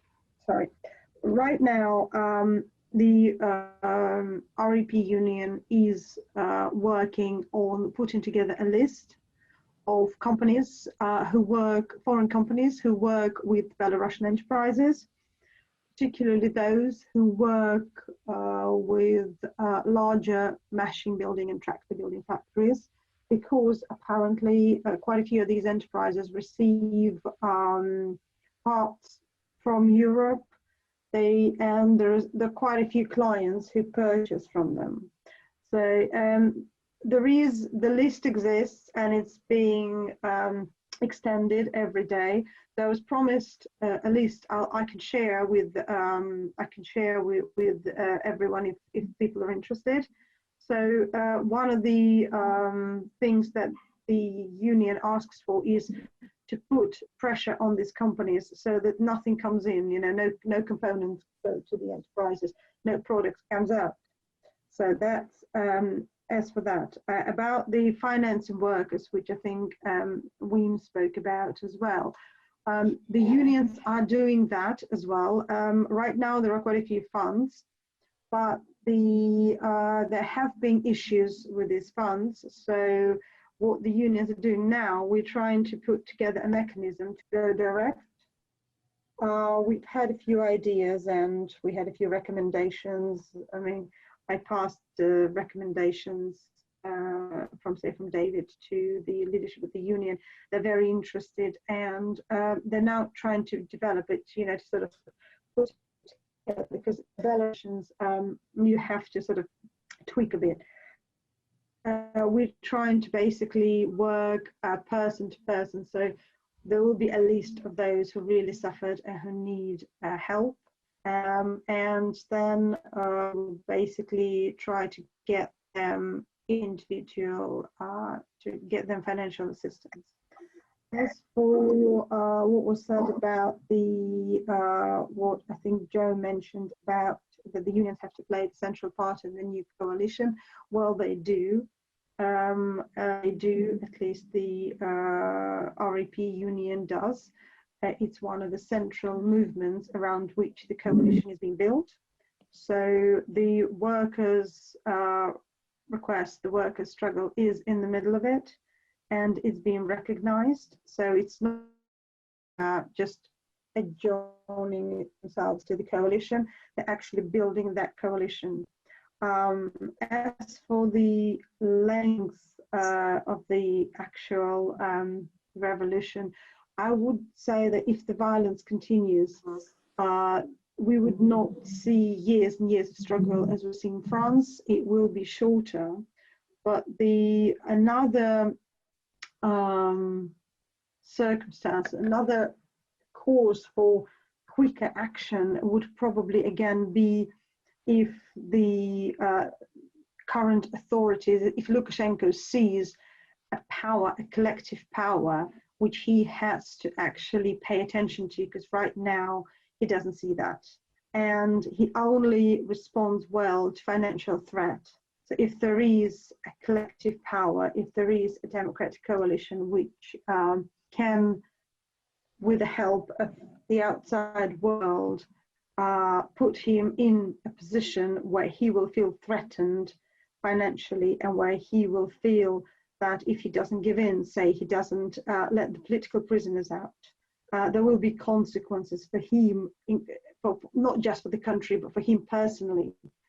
And I believe that he will go and he will start the dialogue. We just need to figure out where to press and how to press, as painful as possible. So that's, again, this work is being done, and you know, as soon as people are ready, I'll inform everyone about that. Thank you. Okay, thank you. And Eliana? Thank you. Yeah, thank you very much to all the speakers before me. Yes, I concur with Hannah. And thank you very much, Olivier, Joe, and a very good comment from Ed and Wim. Thank you, comrades. With regard to the dialogue, picking up on that point, certainly what was mentioned at the start, Lukashenko going to a KGB prison and supposedly starting a dialogue with the opposition members who are imprisoned there, it's just buying time on maybe trying to pull the wool and create an impression that he is going to make some concessions, apart from letting out all the political prisoners, not just some, but then take part in Lukashenko's game and say what he wants them to say. It's all the political prisoners, it's Lukashenko stepping down, and free and fair elections properly done. So when that happens, then other things could be considered. So not the fake dialogue, because that can drag on for years if Lukashenko has his way. You have another term, or pretending to be a dialogue and trying to win from the East and the West, as he always was trying to do.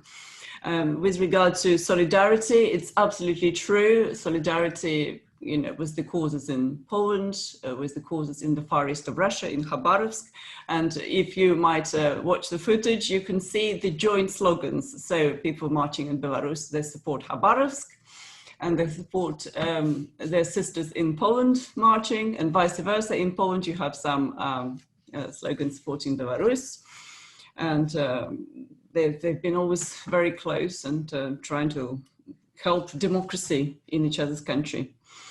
And with regard to Kyrgyzstan, there were lots of comments how quickly it all happened, but it was slightly different. Their leader, unlike Lukashenko, he quickly said, okay, I resign. And there are powerful clans in the country. It's slightly different setup. And we would not call it democratic by any means. But yes, the change of power was almost peacefully instituted there. And they got the response. But we do not see that happening in Belarus. And as much as I would like to be an optimist, I would not want to put a date on when everything changes. It's one thing that I can comment, concurring with Hannah, that violence. First, Lukashenko said that, yeah, be ready to use live ammunition to his generals. Then he said anyone who touches a soldier of the riot police will at least be, you know, his arms would be taken off. Anyway, various other things like that. Tough talk. But as soon as any real violence commences, well, that will be the end of the peaceful protest, and it might take another form. And then when, yeah, all the neighboring countries, everyone will have to react very speedily. But I don't think even Lukashenko's side is ready for that. At the moment, I would say that the protest is a bit like, if you imagine a peat bog fire. It burns very slowly under the ground and it all looks good. But when it finally comes out, and there is no stopping it. And there were 26 years of people, you know, grumbling and not really, or protesting very quietly, or there were some very localized protests and people would be all, activists would be arrested and put away. Some are still in prison, like Mikhail Stankevich. So all of that has passed the point of no return, when even Lukashenko's loyal electorate saw in August what is the true face of his authority, what they're prepared to do. They are basically treating everyone like slaves. They were openly calling workers slaves and saying, you slaves, you'll work for us. Whatever you try, we'll basically, yes, just kill you off one by one, replace you, and other things I would not care to repeat. And another war which is going on at the moment already, as Joe also mentioned, it's including Russia as well. It's information war. Of course, anyone who is watching any state media sees completely parallel reality. It's not at all, not one mention of what's happening right outside. If people look out the window, what they see, none of that march, none of the striking workers or striking students. But it's just completely different rose-tinted picture. And yes, if the protesters are shown, it's yeah, complete fake footage, provocateurs, fake interviews, there are plenty of that. But obviously, any people who want to follow the event, they already have Telegram channel, which has anti-censorship installed. They follow other media that they can, although in Belarus, every weekend, the mobile internet is suppressed. It's either completely cut or it's really slowed down.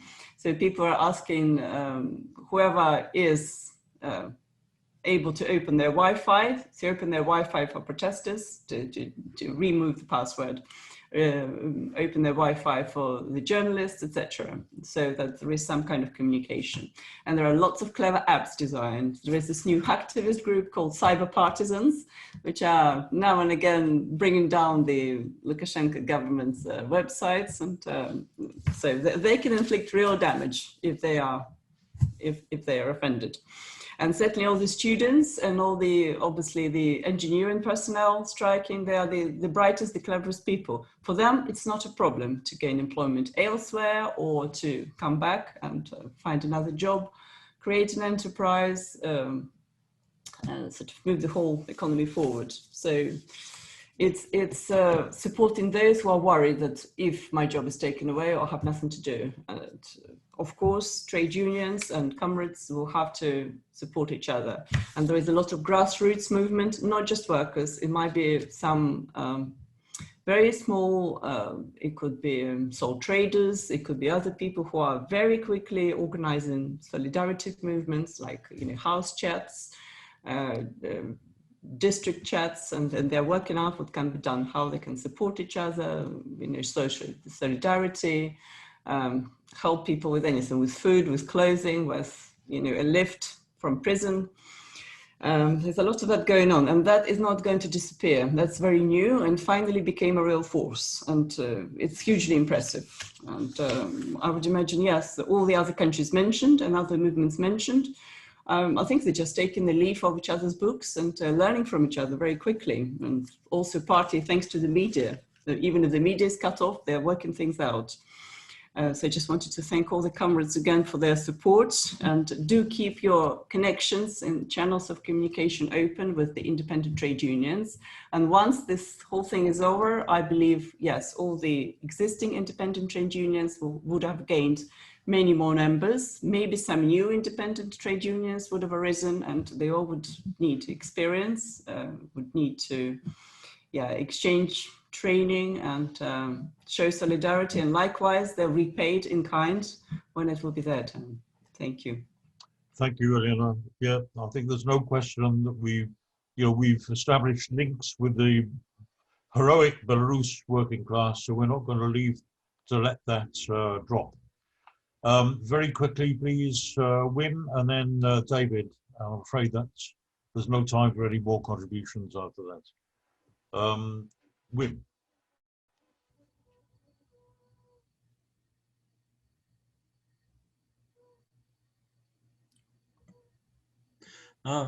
One thing I want to say to bring money to the independent trade unions.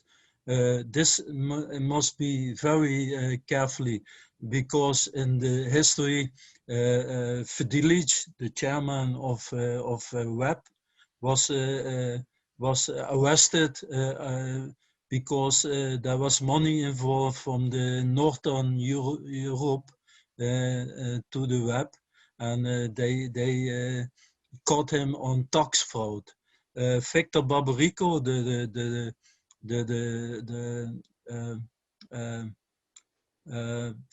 president elections, he was also caught about money. So if you want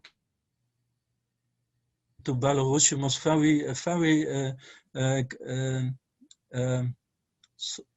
it must be very careful because they caught workers in prison for that. So that I want to say, you must very carefully about money to Belarus. Thank you. All right, thank you, Wim. David. Well, look, what can I say? I mean, I can't add to the praise that others have made for the contributions. It's been absolutely marvelous. We've had very detailed accounts. We've had the broad spectrum of ideas, and we've had lots of factual points that you know, I've learned, and I'm sure we've all learned. I want to deal in conclusion maybe with 3 fundamental points. First of all, we're dealing in Belarus with a semi-slave situation, which is unprecedented in my experience, and I've seen some pretty horrific labor regimes. In Southern Africa, where workers have had, even black workers have had more chance, in a sense, legally to strike, even under the horrendous conditions under apartheid than what is happening now in Belarus. And we've seen a situation where I couldn't believe it when I looked at the wages of the workers. I mean, $500 is apparently a good wage. And I went to the South African statistics to see what the average wage of a manufacturing worker is in South Africa. And believe me, the wages are not very high in South Africa. And the wage for a manufacturing worker in South Africa just a few months ago was just short of 20,000 Rand, which is $1,200. That's double the wage of a worker in Belarus. And we're really at the bottom of the pile. We're a cheap labor country in many ways. This situation cannot be tolerated by workers for very much longer. I mean, it's like having a policeman with his knee on your neck, and you can't breathe. You have to fight back just to live. And I've had that sense in moving then from that point to the point which we're now all discussing or considering is the perspective for this regime. In other words, the workers have got to struggle for breath, for air, just to survive. Now, does that mean that we have a short-term or a longer-term view, you know, of the current, you know, resistance? And I'm forced back to an analogy. By the way, Elena, you know, thanks so much for your peat bog fire. That really is something.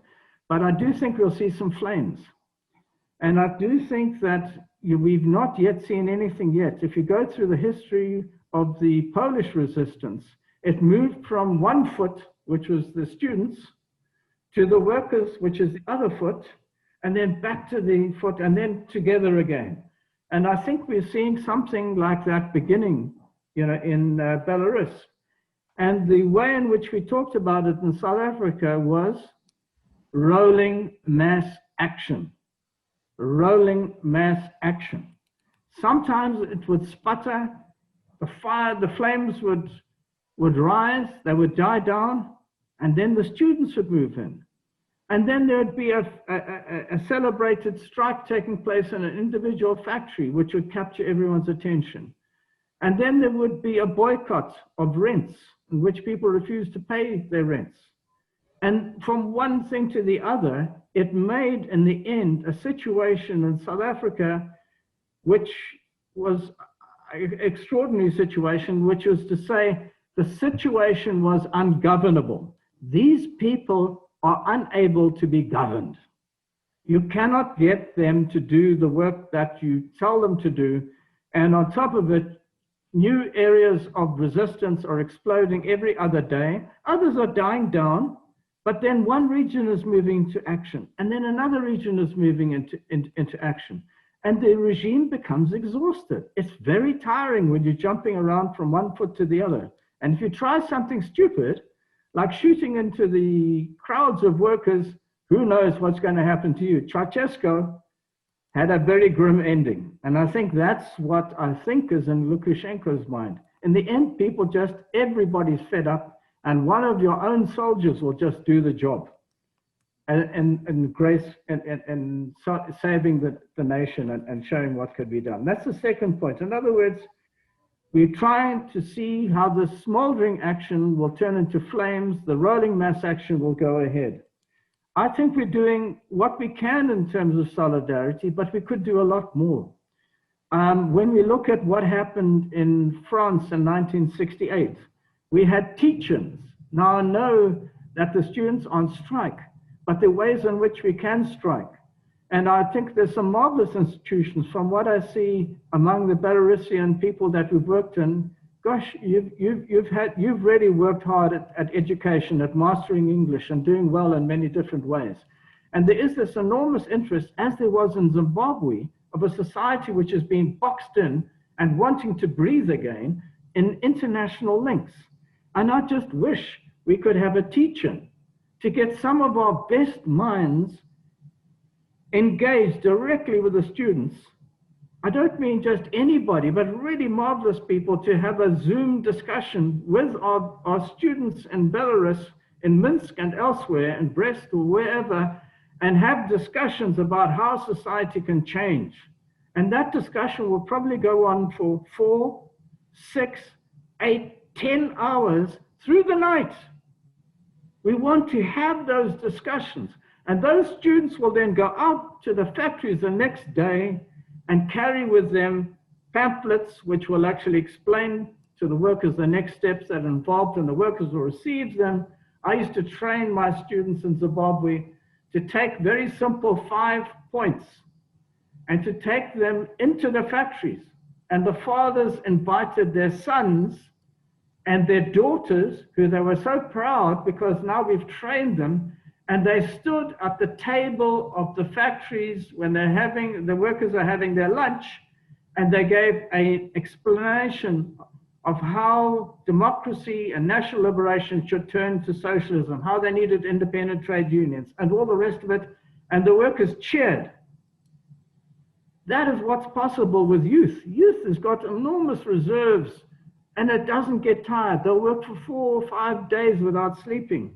We have to inspire and to get them to, to these levels. And people will just, those balaclava men will just find themselves actually out-circled. I mean, the ways in which the youth can come up with new tricks is something to be believed. We want to see that fiery interaction between students and workers, and to provide everything we can to workers who are in movement and fighting back. Where they are fired, we want to be able to know their names and to send them personal greetings if we can, and to be able to give them direct support, because finance might work on that. There are 100 tricks which we can't discuss now in terms of how to get the money over and to avoid these terrible situations where workers have been imprisoned for receiving money, for the workers' struggle. The last point I want to make is in relation to transfer of power. Now, I think it's been carefully explained that we've had many heroic figures, in the opposition. I just, celebrated. I forget the name of the woman who tore up her passport when she's being deported. So they couldn't deport her because there was no paperwork that could be done. I cheer that kind of action. I don't know if I would have thought about quite doing that, but we've got to show guts under pressure. The workers are doing it, and many of those leaders are doing it as well. And that is what's crumbling, that's making Lukashenko crumble. But we also have to know that come the time when things change, everyone starts to think about their own family and their own relationships. If I could just mention South Africa, you could not find a greater leader than Nelson Mandela. Everybody in the world, I think, knows that name, Mandela. He served 27 years in prison, as much as Lukashenko's been in power, and he stood his ground. He was a man of enormous stature. And we celebrated when he was released. It was a change in our country completely.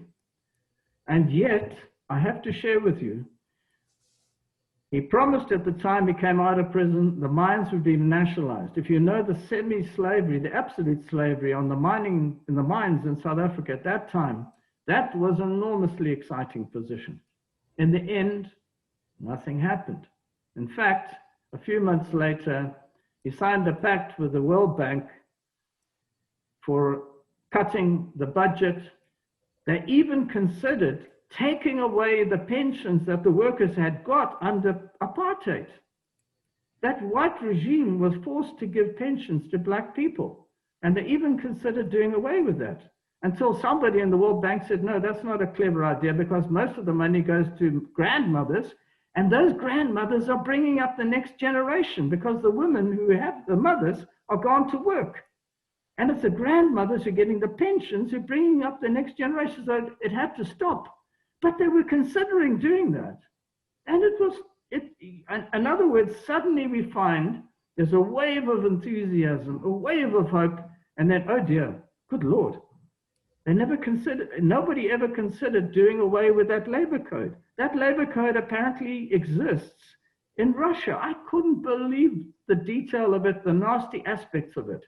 And it exists in every other fragment of the USSR. It's horrific. No wonder there's such a lack of resistance, or such a burden that the Russian workers, have to take. Now, just remember this: when people come to power, I'm not saying these are marvelous people. I'd want to shake their hands. Everyone would want to shake their hands because they've come out of prison. But guys, you cannot put your trust in individuals. It has to come back to the class, to the way in which we organize. Can I just mention a fact? Lukashenko has maybe made 5,000 appointments in state positions.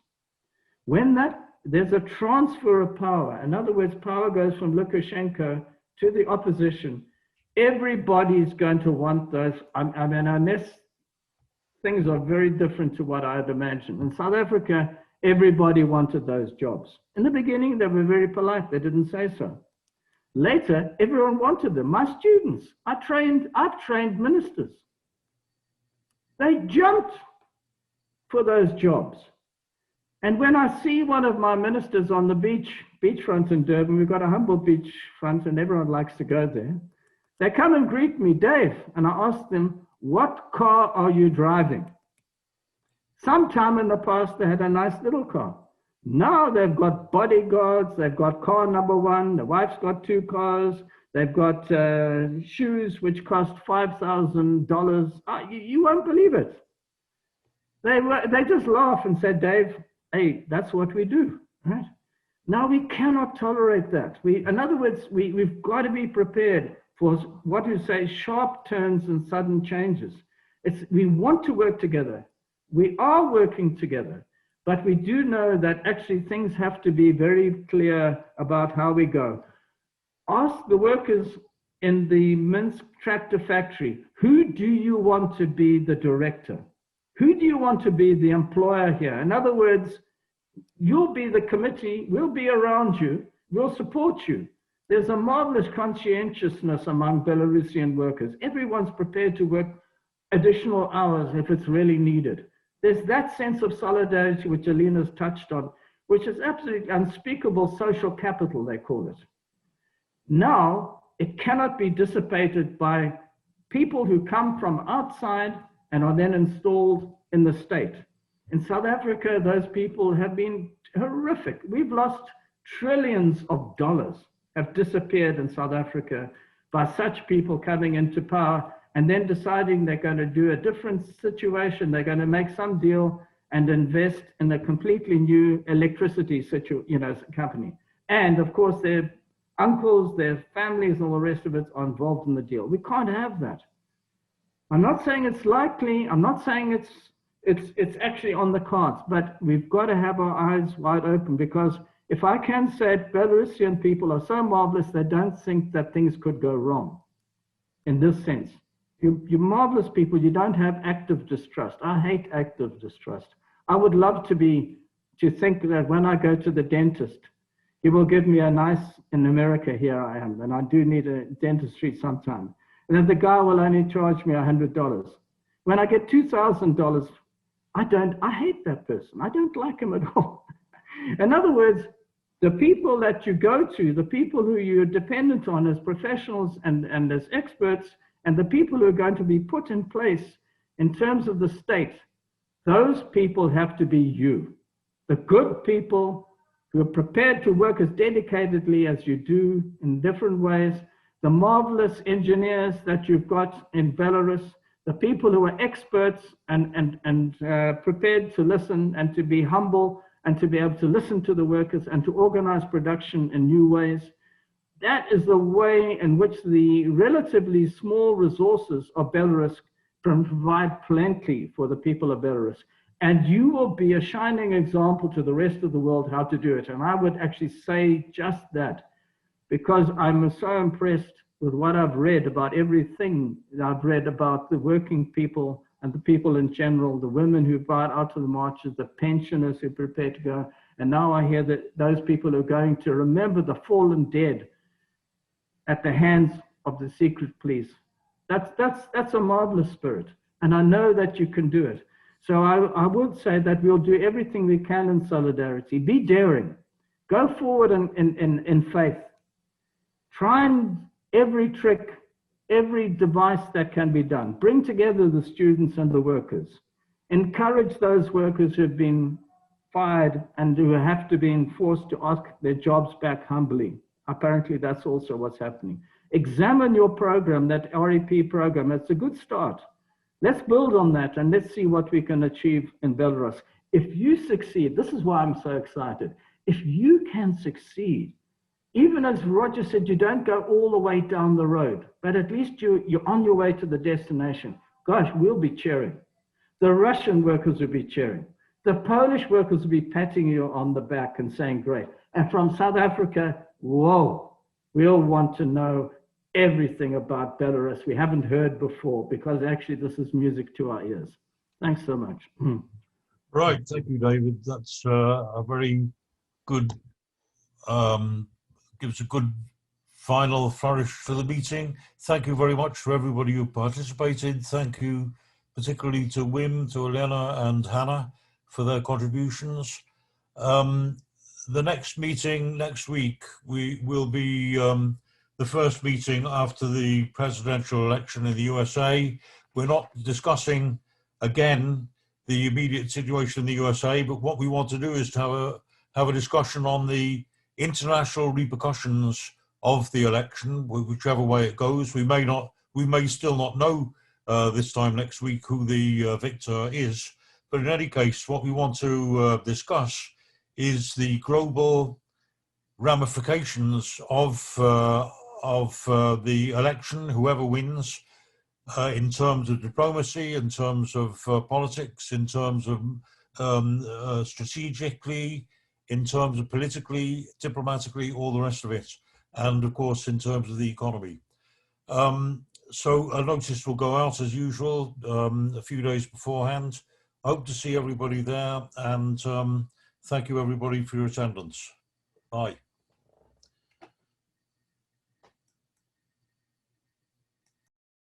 I'm Roger Silverman. I'm chairing the meeting tonight.